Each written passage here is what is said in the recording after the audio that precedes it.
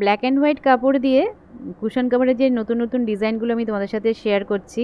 আজকে হচ্ছে 3 নম্বর ডিজাইন হচ্ছে। তো মোট আমি 4টে করব, সেট একটা, তার মধ্যে 3টে অলরেডি মানে আজকেরটা নিয়ে 3টে হয়ে যাচ্ছে, আর একটা বাকি থাকবে। তো সেটা তো অবশ্যই তোমাদের সাথে শেয়ার করব। তো আজকে যে নতুন ডিজাইনটা করব তার জন্য দেখো আমি 2x2 ইঞ্চেস করে সব ওই কাপড়ের স্ট্রিপসগুলো কেটে নিলাম প্রথমে। আর এটা একটা না ফোম শিট ছিল আমার কাছে, তো এটা 4x4 ইঞ্চেসের মাপ মতন কেটে একটা আমি শেপ মতন কেটে রেখে দিলাম, এটা পরবর্তীতে আমার কাজে লাগবে। তো ওই মাপেরই মানে ব্ল্যাক কাপড়টা কেটে নিলাম। এবার যে স্ট্রিপসগুলো কেটেছি দেখো, তো এগুলো একটা করে আমি স্ট্রিপ নিয়ে জমে অ্যাটাচ করব, ঠিক আছে। ওই মাঝখানে যে কাপড়টা কেটেছি ব্ল্যাক কাপড়টা, তার চারপাশে ওই প্রথমে হোয়াইট কাপড়টা দিয়ে, মানে হোয়াইট যে স্ট্রিপটা কেটেছি সেটা দিয়ে আমি চারপাশটা এরকম সেলাই করে নেব। আর ডিজাইনের জন্য দেখো সবসময় টুকরো টুকরো কাপড়ই আমরা ইউজ করি, যে কোনো ডিজাইনই করি না কেন। তো দেখো প্রথমে চারপাশটা কিন্তু প্রথমে হোয়াইট স্ট্রিপসগুলো দিয়ে আমি জোড়া দিচ্ছি। তো কমপ্লিট হয়ে গেলে দেখবে পুরো একটা স্কোয়ার শেপ চলে আসবে, যেহেতু মিডলের কাপড়টা কিন্তু স্কোয়ার, তো সেই জন্য যে কাপড়টা আমি জোড়া দিচ্ছি তো সেটা পুরো দেখো একটা স্কোয়ার শেপ চলে আসবে। তো প্রত্যেকটা কাপড়ই যে টুকরো করেছি আমি, সেটা দেখো একটার পর একটা এইভাবে জাস্ট জোড়া দিয়ে যাব। প্রথমে মিডলে যেহেতু ব্ল্যাক ছিল, তারপরে আমি হোয়াইট রাখলাম, তারপরে আবার ব্ল্যাক দিচ্ছি, এইভাবে একটার পর একটা আমি অ্যাটাচ করে যাব। তো দেখতেই পাচ্ছ প্রথমে একটা পার্ট অ্যাটাচ হয়ে গেলে কেটে নেব, তারপরে আবার আরেকটা পার্ট এরভাবে করছি, কেটে কেটে জোড়া দিতে হবে, ঠিক আছে।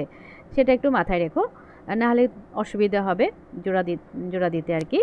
তো এই দেখো পরপর কিন্তু আমি জোড়া দিয়ে যাচ্ছি, আর শেপটা একদম স্কোয়ার শেপই আসবে। আর প্রথমে আমি স্কেলের সাহায্যে মাপ মতো কেটে নিয়েছি। মাপ মতো না কাটলে কিন্তু বুঝতে পারছো তো যে মানে কি বলবো, সমান না হলে দেখতে ভালো লাগবে না ডিজাইনটা। তো সেই জন্য ওই একদম সেম মাপে টুকরোগুলোকে কেটে নিয়েছিলাম। আর এবারে দেখো পরপর পরপর কিন্তু আমি অ্যাটাচ করে যাচ্ছি। আর নিজেরা দেখো বাড়িতে তৈরি করলে কত সুন্দর সুন্দর ডিজাইন তৈরি করা যায়। তো এইগুলো কিন্তু এক একটা দেখো ইউনিক পিস হয়ে যায়, তাই না? মার্কেটে কিন্তু সবসময় কিনতে পাওয়া যায় না। তো এগুলো কি হয়, নিজেরা কাস্টমাইজ করে বাড়িতেই বানিয়ে নেওয়া যায়। তবে হ্যাঁ, একটা আইডিয়া তো অবশ্যই মাথায় আনতে হবে যে কিভাবে বানাবো। তো আমি যেরকম এই সিরিজটা করছি ব্ল্যাক অ্যান্ড হোয়াইট দিয়ে কুশন কাভার একটা সেট, তো একটার পর একটা ডিজাইন আমাকে সেভাবে মাথায় রাখতে হচ্ছে যে এরপরে কোনটা করবো, এরপরে কোনটা করবো, এরকম আর কি। তো যে ভাবনাগুলো মাথায় আসে সেগুলোই আমরা কাজে আর কি প্রতিফলিত করি। তো কি হয় না, ভাবতে দেখো অনেক টাইম লাগে, কাজ করতে যেটুকু না টাইম লাগে ভাবতে কিন্তু তার থেকে মানে 3 গুণ টাইম লাগে, এরকম আর কি ব্যাপার। তো যাই হোক, খুবই ইজি, তবে ওই যে বললাম আইডিয়া একটা মাথায় আনতেই হবে যে কোন ডিজাইনটা করব।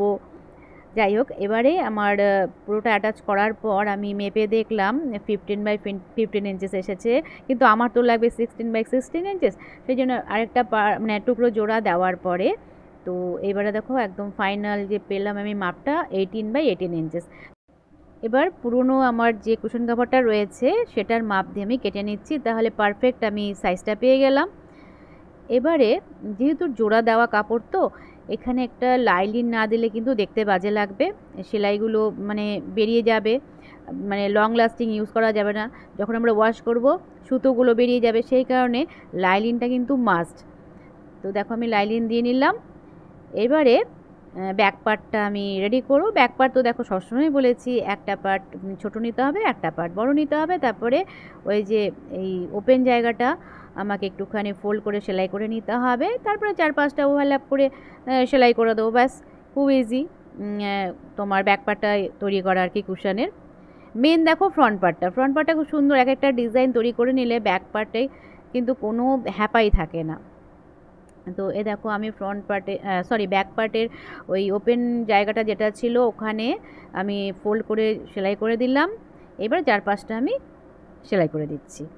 তো তৈরি হয়ে গেল আমার একটা ডিজাইনার কুশন কাভার। তো এটা 3 নম্বর হলো কুশন কাভার, আরেকটা বাকি থাকলো, সেটাও ভাবছি কি করা যায়।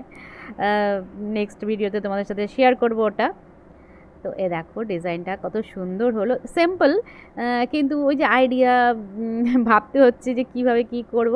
তো দেখো পুরোটা করার পর দেখতে কিন্তু সত্যিই ভালো হয়েছে। তো এক একটা এক এক রকম ডিজাইন হচ্ছে, তো যখন আমি 4টে কুশন কভার করার পর তোমাদেরকে দেখাবো একটা সেট কত ভালো লাগবে। তো এটা অ্যাকচুয়ালি দেখো সেলের জন্য আমি রাখছি। সেল করতে গেলে একটা সেট আমার দরকার, সেই কারণেই আমি এই 4টে সেট তৈরি করছি। তো 3টে হয়ে গেল অলরেডি, আগে দুটো তোমাদের সাথে শেয়ার করেছি। তো চলো আজকের মতন টাটা, আবার দেখা হবে নেক্সট ব্লগে।